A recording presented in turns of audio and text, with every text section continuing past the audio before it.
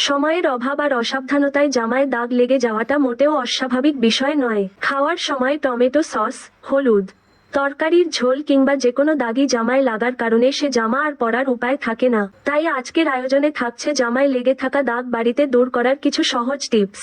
অনেক সময় কাপড় ধোয়ার সময় দেখা যায় এক জামার রং আরেক জামায় লেগে গেছে। এমন পরিস্থিতিরও রয়েছে সহজ সমাধান। আসুন তা একে একে জেনে নিই। 1. রক্ত বা রঙের দাগ দূর করতে ব্যবহার করতে হবে 3% হাইড্রোজেন পার অক্সাইড। 2.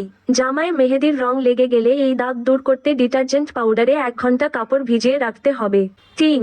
কাপড় থেকে কলমের কালির দাগ ওঠাতে ওই স্থানে অ্যালকোহল ঘষে নিন। তুলায় তরল দুধ নিয়ে ঘষলেও এ ধরনের দাগ হালকা হয়ে যায়। 4.